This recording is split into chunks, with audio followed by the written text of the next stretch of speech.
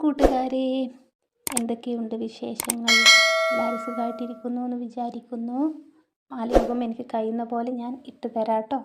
എല്ലാവരും ഒന്ന് ഒന്നിച്ച് ശ്രമിക്കുകയാണെങ്കിൽ ഉണ്ടല്ലോ, സബ്സ്ക്രൈബേഴ്സ് കൂടി വരുമായിരുന്നു. നിങ്ങളെല്ലാവരും സബ്സ്ക്രൈബ് ചെയ്ത് എൻ്റെ ചാനലിനെ നിങ്ങൾ വിജയിപ്പിച്ച് തരണം കേട്ടോ. 1000 സബ്സ്ക്രൈബേഴ്സുള്ള ഒരു ചാനൽ, അതാണ് ഞാൻ സ്വപ്നം കാണുന്ന കിനാശ്ശേരി. നിങ്ങളെല്ലാവരും എൻ്റെ കൂടെ ഉണ്ടാവണം. കൂടെ ഉണ്ടാവുമെന്ന് എനിക്കറിയാം. ഒത്തിരി സന്തോഷം അതിനൊക്കെ. അപ്പോൾ മാലയോഗത്തിലേക്ക് വരാം കേട്ടോ. മാലയോഗം ഭാഗം 52. എലിയിൽ കൈകുത്തി കുനിഞ്ഞു നിന്നും നിവർന്നും അവൾ ഭിത്തിയിൽ ചാരി നിന്നു. ഉറങ്ങിപ്പോവില്ലെന്ന് ഉറപ്പിച്ചതാ, കൈവിട്ടു പോയല്ലോ. അവൾ പതിഞ്ഞ സ്വരത്തിൽ നെഞ്ചിൽ കൈവച്ചു മേലേക്ക് നോക്കി സ്വയം പറഞ്ഞു. അകത്തേക്ക് വരുന്ന വെയിലിനെ തടുക്കാൻ കർട്ടൻ നേരെ വലിച്ചിട്ട് വിടവ് നീക്കി അവൾ കതക് തുറന്ന് പുറത്തേക്കിറങ്ങി. തിരിഞ്ഞു നിന്ന് കതക് ചാരി പമ്മി കാൽച്ചുവടുകൾ വെച്ച് അവളുടെ മുറി ലക്ഷ്യമാക്കി നടന്നു. സ്വന്തം മുറിയിലെത്തി കതക് ചാരി ആ കതകിൽ ചാരി നിന്നവൾ ദീർഘമായി ഒന്ന് നിശ്വസിച്ചപ്പോൾ ഇന്നലെ നഷ്ടപ്പെട്ടുവെന്ന് തോന്നിയ ജീവൻ തിരികെ പിടിച്ചവൾ. കണ്ണടച്ചതുപോലെ കിടക്കാൻ തുടങ്ങിയിട്ട് ഏറെ നേരമായി. ഇനിയും ഈ കിടപ്പ് തുടർന്നാൽ അറിയാതെ ഉറങ്ങിപ്പോവും. ബാങ്കിൽ പോക്കും മുടങ്ങി കിട്ടുമെന്ന് ഉറപ്പുള്ളത് കൊണ്ട് അവൻ പതിയെ കണ്ണു തുറന്നു. മുറിയിൽ നിന്ന് ഉണ്ണിമായ പോയത് അവൻ അറിഞ്ഞിട്ടേ ഉണ്ടായിരുന്നില്ല. അത്രമേൽ പതുക്കെയായിരുന്നു അവൾ ഓരോ കാലടികൾ വെച്ചതും കർട്ടൻ നീക്കിയതും ഒടുക്കം വാതിൽ തുറന്ന് പിന്നെ അത് ചാരിയതും. ഉണ്ണിമായ മായയായിപ്പോയോ? സ്വയം പറഞ്ഞൊന്ന് ചിരിച്ചു വിഘ്നേഷ് ബെഡിൽ നിന്ന് എഴുന്നേറ്റു. വാഷ്റൂമിൽ കുളിച്ചു ടവലെടുത്തു വന്നത് മൂളിപ്പാട്ടോടെയായിരുന്നു. പ്രവർത്തിച്ചതൊക്കെ മറ്റൊരുവൻ്റെ വാക്കുകൾ കേട്ടാണെങ്കിലും ഇപ്പോൾ മനസ്സിൽ നാമ്പിടുന്ന വികാരം ആനന്ദത്തിൻ്റേതായിരുന്നു. വാതിൽ തുറക്കുന്ന ശബ്ദം കേട്ടതും കണ്ണാടി നോക്കി ചീകിക്കൊണ്ടിരുന്നവൻ ഒന്ന് പതറി. തേച്ചു മടക്കി വെച്ച ഷർട്ടും പാൻറ്റും അതിന് മുകളിൽ ഒരു ടൈയും വെച്ച് ഉണ്ണിമായ മുറിയിലേക്ക് വന്നു. ഇത് എന്നും പതിവുള്ളതാണ്. കുളിച്ച് ഈറനോടെയാണ് അവളുടെ വരിവ്. കയ്യിലുള്ളത് ബെഡിൽ വെച്ച് അവൾ അവിടെ നിന്നും ഇറങ്ങിപ്പോകുന്നത് വിഘ്നേശ് നോക്കി നിന്നു. ഒരു ടവൽ മാത്രമായിരുന്നു അവൻ്റെ വസ്ത്രം. അതിനാൽ തന്നെ അവനെ ഒന്ന് മുഖമുയർത്തി നോക്കാൻ ഉണ്ണിമായ്ക്ക് വല്ലാത്ത ജാള്യത തോന്നി. എന്നാൽ ആ നിൽക്കുന്നവന് ഉടുത്ത തുണിയെക്കുറിച്ച് യാതൊരു ഓർമ്മയും ഉണ്ടായിരുന്നില്ല. അവൾ മുറിവിട്ടു പോയതും വിഘ്നേഷ് വീണ്ടും കണ്ണാടിയിൽ നോക്കി മുടി ചീകാൻ നിന്നപ്പോഴാണ് തൻ്റെ ദേഹത്ത് ഷർട്ടില്ലെന്ന് അവൻ ഓർത്തത്. കയ്യിലെ ബട്ടൺസ് ഇട്ടുകൊണ്ട് ഗോവണിപ്പടികൾ ഇറങ്ങി വരുമ്പോഴേ കാന്താരി അരച്ച ചട്ടനിയുടെ ഗന്ധം നാസികയിൽ തുളച്ചു കയറിപ്പോയി. കൈ കഴുകി വിഘ്നേഷ് ടേബിളിൽ ഇരുന്നതും ഉണ്ണിമായ ഇഡ്ഡലി ചെമ്പിൽ നിന്നും ചൂടോടെ ആവി പറക്കുന്ന പൂ പോലുള്ള ഇഡ്ഡലി കോരിയെടുത്തു വിഘ്നേഷിൻ്റെ മുമ്പിൽ ഇരിക്കുന്ന പ്ലേറ്റിലേക്ക് ഇട്ടുകൊടുത്തു. 4ാമത്തെ ഇഡ്ഡലിയും ഇട്ട് വീണ്ടും എടുക്കാൻ കോരി എടുത്തതും അവൻ വേണ്ടെന്ന് കൈകൊണ്ട് കാണിച്ചു. അതോടെ ഉണ്ണിമായ പാത്രങ്ങൾ ടേബിളിൽ നിന്നെടുത്തു. അമ്മ കഴിച്ചോ? ചട്നിയിൽ ഇഡ്ഡലി മുക്കിയെടുത്തുകൊണ്ട് വിഘ്നേഷ് അവളെ നോക്കി. കഴിച്ചു. ഇത്തിരി കിടക്കട്ടെ എന്നും പറഞ്ഞ് മുറിയിൽ പോയതാ. അവൾ അവൻ്റെ അരികിൽ നിന്നും മാറി നിന്നു. ഉണ്ണിമായ കഴിച്ചില്ലേ? പരിങ്ങി നിൽക്കുന്നവളുടെ മുഖത്തേക്ക് അവൻ മുഖമുയർത്തി നോക്കി. ഇല്ല. അത്രമേൽ പതിഞ്ഞൊരു ശബ്ദം. എന്നാ വേഗം കഴിക്ക്. ഞാനും തിയേറ്ററിലേക്കാ. നമുക്ക് ഒരുമിച്ച് പോകാം. കഴിച്ചു കഴിഞ്ഞ് എഴുന്നേറ്റ് കസേര കാലുകൊണ്ട് നീക്കി വിഘ്നേഷ് കൈ കഴുകാൻ പോയി. കേട്ടത് പെട്ടെന്നൊരു ഞെട്ടലുണ്ടാക്കിയെങ്കിലും മനസ്സുകൊണ്ട് അവളും അവൻ്റെ കൂടെ പോകാൻ തയ്യാറെടുത്തു. ഒരു എതിരഭിപ്രായം പറഞ്ഞാൽ അവന് സ്വീകരിക്കില്ല എന്നുള്ളത് കൊണ്ട് തന്നെ അവൾ അതിനും മുതിർന്നില്ല. താനുണ്ടാക്കിയ ഭക്ഷണം നന്നായിട്ടുണ്ട്. കൈ ടവലിൽ തുടച്ചുകൊണ്ട് വിഘ്നേഷ് അവളെ തിരിഞ്ഞു നോക്കി. അവൻ കഴിച്ച പ്ലേറ്റ് കയ്യിലെടുത്തവൾ ഒന്ന് നോക്കി പുഞ്ചിരിച്ചു. വിഘ്നേഷ് സുബ്ബലക്ഷ്മിയുടെ മുറിയിലേക്ക് പോയതും വിഘ്നേഷ് കഴിച്ച പ്ലേറ്റ് എടുത്ത് അവൾ അടുക്കളയിലേക്ക് പോകാൻ ഒരുങ്ങി. അവൻ വൃത്തിയായി കഴിച്ച പ്ലേറ്റിലേക്ക് അവളുടെ നോട്ടം പോയി. പ്ലേറ്റിൽ മുറുകെ പിടിച്ച് അവൾ എന്തോ ഓർമ്മയിൽ തിരികെ ഹാളിലേക്ക് തന്നെ എത്തി. ടേബിളിൽ ആ പ്ലേറ്റ് തന്നെ കൊണ്ടുവച്ച് അതിലേക്ക് 2 ഇഡ്ഡലിയും കറിയും ഒഴിക്കുമ്പോൾ ആരേലും കണ്ടു കാണുമോ എന്നവൾ നോക്കാൻ മറന്നില്ല. ഭർത്താവ് കഴിച്ച പാത്രത്തിൽ കഴിക്കാൻ തനിക്ക് ഈ ജന്മം ഭാഗ്യം കിട്ടിയില്ലെങ്കിലോ? എൻ്റെ ഈ കൊച്ചു ആഗ്രഹമെങ്കിലും എനിക്ക് മാത്രം സന്തോഷം നൽകട്ടെ. കഴിക്കുമ്പോൾ ഒരു കുഞ്ഞു മെഴുനീർ കണം അവളുടെ കവിളിൽ തലോടിപ്പോയിരുന്നു. എന്താ അമ്മേ, വയ്യേ? എന്താ ഇങ്ങനെ കിടക്കുന്നേ? ഇരുട്ട് നിറഞ്ഞ മുറിയിൽ കയറിയതും വിഘ്നേഷ് ലൈറ്റ് ഓണാക്കി. ഫ്രെയിം ചെയ്തു വെച്ച അവൻ്റെ അച്ഛൻ്റെ ഫോട്ടോ കരികിൽ കിടക്കുന്ന സുബ്ബലക്ഷ്മി വിഘ്നേഷിൻ്റെ ശബ്ദം കേട്ടതും പതുക്കെ കണ്ണു തുറന്നു. ഒന്നുമില്ല. BP கொஞ்சம் ലോ ആയിട്ടൊരു ക്ഷീണം. അപ്പുറം കൊഞ്ചം പടുക്കലാമെന്ന് നിനച്ചേൻ. അവർ കിടന്നുകൊണ്ട് പറയുമ്പോൾ വിഘ്നേഷ് അവരുടെ അരികിലിരുന്നു കരം കവർന്നു. വയ്യെങ്കിൽ ഹോസ്പിറ്റലിൽ പോകാമ്മ.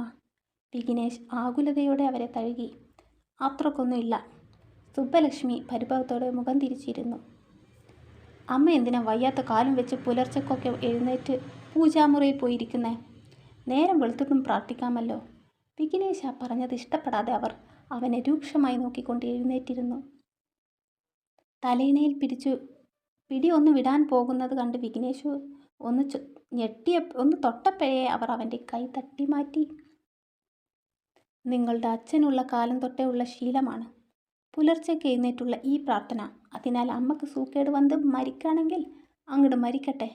നീ എന്നെ പഠിപ്പിക്കേണ്ട. സുബ്ബലക്ഷ്മി നീട്ടിവെച്ച കാലൊന്ന് ഒഴിഞ്ഞു. ഇനി നിന്നിട്ടോ പറഞ്ഞിട്ടോ കാര്യമില്ലെന്നോർത്തു വിഘ്നേഷ് തല തിരിച്ചു നോക്കിയതും ചുരിദാറിട്ട് റെഡിയായി വന്ന ഉണ്ണിമായ വാതിലിനരികിൽ ചാരി നിൽപ്പുണ്ടായിരുന്നു. അമ്മേ, ഞങ്ങൾ ഇറങ്ങാണ്. തിയേറ്ററിൽ പോയിട്ടേ ഞാൻ ബാങ്കിൽ പോകുന്നുള്ളൂ. ഉണ്ണിമായ എൻ്റെ കൂടെ വരുന്നുണ്ട്. ബാങ്കിൽ വെങ്കിടിയുണ്ടല്ലോ. വിഘ്നേഷ് പറയുന്നത് കേട്ടുകൊണ്ട് തന്നെ സുബ്ബലക്ഷ്മിയുടെ മുഖം കൂടുതൽ പ്രസന്നമായി കൊണ്ടിരുന്നു. അത് വിഘ്നേഷും ശ്രദ്ധിക്കുന്നുണ്ടായിരുന്നു. കട്ടിലിൽ നിന്നും പതിയെ എഴുന്നേറ്റ് നിറപുഞ്ചിരിയോടെ ഉണ്ണിമായക്കരികിലേക്ക് നടന്നു നീങ്ങുന്ന സുബ്ബലക്ഷ്മിയെ അവൻ അടിമുടി വീക്ഷിച്ചു. നന്നായി. വെറുതെ എൻ്റെ കുട്ടി വെയിലും കൊണ്ട് ബസ്സിൽ കയറിപ്പോകണ്ടല്ലോ. വിഘ്നേഷിനെ നോക്കി പറയുന്നതിനൊപ്പം അവർ ഉണ്ണിമായുടെ നെറുകയിൽ തലോടി. വിഘ്നേഷിൻ്റെ കാറിൽ ഡ്രൈവിംഗ് സീറ്റിൽ കയറിയിരുന്നു ഉണ്ണിമായ സുബ്ബലക്ഷ്മിയെ നോക്കുമ്പോൾ അവർ ഉമ്മറത്തൂണിൽ ചാരി നിന്നവരെ നോക്കി നിൽപ്പായിരുന്നു. കാർ ഗേറ്റ് കടന്നു പോയതും ജോലിക്കാരി ഗേറ്റ് അടച്ച് അവരുടെ അരികിലേക്ക് വന്നു. അപ്പോഴേക്കും സുബ്ബലക്ഷ്മി ഉമ്മറത്തെ ചാരുകസേരയിൽ ഇരുന്നിരുന്നു. അമ്മ, അവർ തമ്മിൽ നല്ല ചേർച്ചയുണ്ടല്ലേ? നിജം.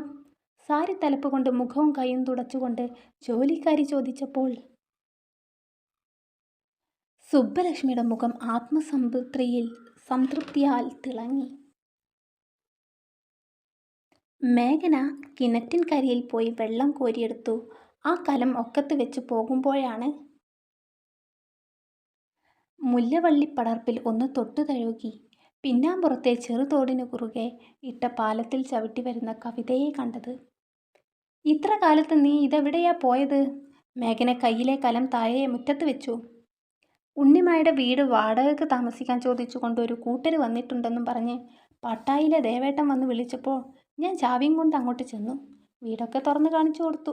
കവിത ഒരു പുഞ്ചിരിയോടെ വന്ന് പറഞ്ഞുകൊണ്ട് മേഘന താഴെ വെച്ച കലമെടുത്തുകൊണ്ട് അടുക്കളയിലേക്ക് പോയി. എന്താ കുട്ടി ഇത്? അവിടെ വെക്കൂ, ഞാൻ കൊണ്ടുപോയിക്കോളാം. നെറ്റിയിൽ ഒന്ന് തട്ടി മേഘന വേഗത്തിൽ അവൾക്ക് പിറകെ പോയി കലം പിടിച്ചു വാങ്ങാൻ ശ്രമിച്ചു കൊണ്ടിരുന്നു. ആരെടുത്താലും അത് അടുക്കളയിൽ തന്നെ എത്തും. വിട്ടുകൊടുക്കാതെ കവിത വേഗത്തിൽ പടികൾ കയറി. അവളുടെ വേഗതയ്ക്കനുസരിച്ച് കലത്തിൽ നിന്നുള്ള അല്പം വെള്ളം തൂവുന്നുണ്ടായിരുന്നു. ഇതാണ് അവസ്ഥ. അടുക്കള ജോലി എടുക്കാൻ തുടങ്ങിയാൽ പിന്നെ രണ്ടാളും ദിവസവും സ്നേഹിച്ച് മത്സരമാണ്. ഉണ്ണിമായ ഇനി ഈ നാട്ടിലേക്ക് തന്നെ വരുന്നില്ലെങ്കിൽ പിന്നെ എന്തിനാ വീട് അങ്ങനെ ഇട്ടേക്കുന്നത്? അതങ്ങോട്ട് വിൽക്കരുതല്ലോ. ചമ്മന്തി അരക്കാനായി പൊട്ടിച്ചു വെച്ച നാളികേരം എടുത്ത് മേഘന ചിരവ താഴെ വെച്ചതിൽ ഇരുന്നു. അവളുടെ കാര്യമൊന്നും പിന്നെ പറയാൻ പറ്റില്ല ചേച്ചി. ഒരു പക്ഷേ അയാളുടെ വീട്ടിൽ നിന്ന് ഇറങ്ങാൻ പറഞ്ഞാൽ പിന്നെ ചെന്ന് കയറാൻ ഈ വീടല്ലേ ഉള്ളൂ. കവിത വട്ടക്കുടുക്കയിലേക്ക് വെള്ളം ഒഴിച്ചു അടുപ്പിൽ വെച്ചു. അയാൾ അങ്ങനെ പറയില്ല കവിത. നീ നോക്കിക്കോ. ഉണ്ണിമായ മനസ്സിലാക്കി അവളെ കൂടെ കൂട്ടും. ചിരകിയെടുത്ത തേങ്ങ എടുത്ത് മേഘന അവളുടെ അരികിൽ വന്നു. പിന്നെ അവളുടെ പ്രിയപ്പെട്ടവർ ഉറങ്ങുന്ന മണ്ണല്ലേ. ഇനി എന്താന്ന് വെച്ചാൽ അവൾ തീരുമാനിക്കട്ടെ. ദീർഘമായൊന്ന് നിശ്വസിച്ചുകൊണ്ട് വെള്ളം ചൂടാക്കാനുള്ള വിറകെടുക്കാൻ കുനിഞ്ഞു. തല ചുറ്റുന്നത് പോലെ തോന്നിയതും കവിത ശക്തിയായി നെറ്റിയിൽ പിടിച്ചു. പക്ഷേ ഫലം കണ്ടില്ല. കാല് നിലത്തുറക്കാതെ ആയതും കവിത പിടിവിട്ട് താഴേക്ക് വീഴാൻ തുടങ്ങി. അവൾ അടുക്കള തിണ്ണയിൽ മുറുകെ പിടിച്ചു. മനം പുരട്ടി വരുന്നത് പോലെ തോന്നിയെങ്കിലും അവൾ മേഘനയോട് അതൊന്നും പറഞ്ഞില്ല. ഇനിയും പിടിച്ചു നിൽക്കാൻ കഴിയാതെ സാരിത്തുമ്പിൽ വാ പൊത്തി കവിത മുറ്റത്തേക്കോടി. വലിയൊരു ശബ്ദത്തോടെ വന്ന ഓക്കാനം പിന്നീട് ഛർദിലായി. ഒരു നേരത്തെ നോട്ടത്തിൽ മുൻപിൽ നടക്കുന്നത് കണ്ട് ഞെട്ടി നിൽക്കാതെ മേഘന കയ്യിലുള്ള പാത്രം തട്ടിയെറിഞ്ഞു കവിതയുടെ പിറകിലൂടെ വരിഞ്ഞു മുറുകെ പിടിച്ചു താഴേക്കിരുന്നു. അപ്പോഴേക്കും ഛർദിച്ച് ക്ഷീണിച്ചു കവിത ബോധരഹിതയായിരുന്നു. അടുക്കള ഭാഗത്തെ മുറ്റത്തെ തിണ്ണയുടെ അടുത്തിരിക്കുന്ന വെള്ളത്തിൻ്റെ കലം വലിച്ചെടുത്തു മേഘന കവിതയുടെ മുഖത്തേക്കൊന്ന് തൂവി. അതോടെ മെയ്യൊന്ന് ഇറുക്കി അവൾ കണ്ണു തുറന്നു. എടി പെണ്ണേ! ഉള്ളിൽ വന്ന ഭീതി ഒരാന്തലായുള്ള വിളിയായി പോയതും കവിത ആദിയോടെ മേഘനയുടെ മടിയിൽ നിന്ന് പിടഞ്ഞെഴുന്നേറ്റു. ഇന്നലെ ഇതുപോലെ ഛർദ്ദിച്ചു ചേച്ചി. ഛർദ്ദിനേക്കാൾ അസ്വസ്ഥത അതിനു മുമ്പുള്ള ആ തലകറക്കത്തിനാ. ക്ഷീണിച്ച മുഖം സാരിത്തുമ്പാൽ തുടച്ചുകൊണ്ടും പറയുന്നവളെ ആനന്ദമിഴികളോടെ നോക്കി അങ്ങനെ നിന്നുപോയി. മേഘനയുടെ മനസ്സൊന്ന് തെളിഞ്ഞു. എൻ്റെ ഈശ്വരന്മാരെ! കണ്ണീർ കൊണ്ട് തിളങ്ങിയ മിഴിയോടെ മേഘന നെഞ്ചിൽ കൈവച്ചു. എന്താ ചേച്ചി, എനിക്ക് വയ്യാന്ന് പറഞ്ഞപ്പോൾ ഒരു സന്തോഷം. നെറ്റി ഉയർത്തിക്കൊണ്ടവൾ പറഞ്ഞു. ആ തിണ്ണയിൽ ചാഞ്ഞു നിന്നു. എൻ്റെ പെണ്ണെ, നിനക്കിതൊന്നും അറിയാത്തതാണോ അതോ അറിയാത്തതുപോലെ നടിക്കുന്നതാണോ? വാത്സല്യത്തോടെ മേഘന ശകാരിച്ചു. അവളുടെ മുടിയിൽ തഴുകി കരങ്ങൾ കവർന്നെടുത്തു. ചേച്ചി എന്താ ഉദ്ദേശിച്ചത്? എനിക്ക് മനസ്സിലായില്ല. നടിച്ചെന്നോ? കവിതയുടെ മുഖം പരിഭവം കൊണ്ട് വീർത്തു പൊട്ടാറായി. എൻ്റെ പെണ്ണെ, ആ ചെവിയൊന്ന് നീട്ടാമോ? കൈകൂപ്പി പറഞ്ഞതും കവിത മേഘനയെ കെട്ടിപ്പിടിച്ചു. ചെവി അവളുടെ വായുടെ അരികിൽ വെച്ചു. മേഘന പറയുന്ന കാര്യങ്ങൾ കേട്ട് ആദ്യം ഉത്കണ്ഠയിൽ ആയിരുന്ന മുഖം പ്രസന്നമായത് അതിവേഗത്തിലായിരുന്നു. തുറിച്ചു വന്നു അതിങ്ങോട്ട് വീഴുമെന്ന അവസ്ഥയിലാണിപ്പോൾ കവിതയുടെ കണ്ണുകൾ. അവൾ വയറ്റിൽ പതിയെ കൈവിടർത്തി വെച്ചു തലോടി. തൻ്റെ ഉള്ളിലൊരു ജീവനോ? തൻ്റെ ഭരതേട്ടൻ്റെ കുഞ്ഞ്? ആലോചിക്കും തോറും അവളുടെ ദേഹത്ത് കുളിർമയേറി. ഭരതനുമൊത്ത് കടന്നുപോയ രാവുകളുടെ മനോഹര നിമിഷങ്ങൾ ഓർക്കുമ്പോൾ അറിയാതെ ആ ചൊടിയിൽ പുഞ്ചിരി വിടർന്നിരുന്നു. പുറമേ സ്നേഹം അധികമൊന്നും പ്രകടിപ്പിക്കില്ലെങ്കിലും അവരുടെ മാത്രമായ സ്വകാര്യതകളിൽ ഭരതൻ്റെ പ്രണയചേഷ്ടകളെ വെല്ലാനാകില്ല. മതിമറക്കും ചുംബനങ്ങൾ കൊണ്ട് മൂടി അവളുടെ ഉടലാകെ അടക്കി വായുന്നൊരു പുരുഷൻ. കവിതയുടെ പ്രിയപ്പെട്ട ഭരതേട്ടൻ. എന്താടി പെണ്ണേ, വിശേഷമായപ്പോൾ നിന്റെ ബോധവും പോയോ? താലിയിൽ പിടിച്ചു എങ്ങോ നോക്കി അതരങ്ങൾ കടിച്ച് പുഞ്ചിരിച്ചു നിൽക്കുന്ന കവിതയുടെ തോളിൽ മേഘനയുടെ തോളുകൊണ്ടൊന്നിടിച്ചു. അവളുടെ നോട്ടം മേഘനയുടെ നേർക്കായി. അതല്ല, ഇക്കാര്യം ഭരതേട്ടൻ അറിഞ്ഞാൽ എന്താ പറയുക എന്നോർക്കായിരുന്നു ഞാൻ. ഇത് ശരിക്കും ഉള്ളതാകുമോ? കവിത ചുമലൊന്ന് കൂച്ചി പറഞ്ഞുകൊണ്ട് വീണ്ടും വയറിൽ കൈവച്ചു. അവൻ വന്നു കാര്യം പറഞ്ഞിട്ട് ഡോക്ടറെ കാണിച്ചേക്ക്. എൻ്റെ അനുഭവം വെച്ചിട്ട് ഇത് തന്നെയാ. ഞാൻ എന്തായാലും കൃഷ്ണേട്ടനോട് ഇക്കാര്യം പറയട്ടെ. സാരി തലപ്പ് ചുരുട്ടി എണിയിൽ കുത്തി മേഘന അവിടെ നിന്നും കടന്നുപോയി. ഈ സന്തോഷ വാർത്ത മനസ്സിൽ കൂട്ടിവെച്ച് കവിത വൈകുന്നേരം ഭരതൻ സ്കൂൾ വിട്ട് വരുന്നത് വരെ കാത്തിരുന്നു. അതിനിടയിൽ സുചിത്ര അവളെ കാണാൻ വന്നപ്പോൾ വിവരങ്ങൾ മേഘന തന്നെ അവരോട് പറഞ്ഞിരുന്നു. സുചിത്ര നിറഞ്ഞു വരുന്ന മിഴികൾ തുടച്ച് അവളുടെ നെറ്റിയിൽ ഉമ്മ വെച്ചു. ഇലഞ്ഞിത്തറയിലെ ഇളം തലമുറകൾ എൻ്റെ മുകളിലൂടെ ഉണ്ടാവട്ടെ, ആശീർവദിക്കും പോലെ പറഞ്ഞവർ അവളുടെ നെറുകയിൽ തലോടി. കവിത കരങ്ങളെടുത്തു തിരികെയും ഉമ്മ വെച്ചു. സുനിതയെയും മക്കളെയും കൂട്ടി ഒരു ദിവസം വരാമെന്നും ഉണ്ണിമായുടെ വീടിൻ്റെ ഉമ്മറത്തെ അസ്ഥിത്തറയിൽ ദിവസവും ഞാൻ വിളക്ക് വെച്ചോളാമെന്നും കൂടെ പറഞ്ഞുകൊണ്ടവർ തിരികെ പോയി. പലഹാരങ്ങൾ ഉണ്ടാക്കി പാത്രത്തിൽ മൂടി വെച്ച് കവിത ഭരതനെ നോക്കി ഉമ്മറത്തിരിപ്പായി. കറുത്ത കുടയും ചുവപ്പ് റോസും ചേർന്നൊരു തുണി ബാഗും തോളിലിട്ട് വരുന്ന ഭരതൻ നമ്പ്യാരെ ദൂരെ നിന്ന് തന്നെ കാണാമായിരുന്നു. തുടരും. അങ്ങനെ കവിതയ്ക്ക് വിശേഷമായി. ഇനി കുഞ്ഞുവാവ വരട്ടെ. അപ്പോഴേക്കും നമ്മൾ ഉണ്ണിമായി ഒന്ന് സെറ്റാവണം. അവൾക്കും വേണ്ടി കുഞ്ഞുവാവ. ഓക്കെ, അപ്പം അടുത്ത പാർട്ടിൽ കാണാം. Thank you.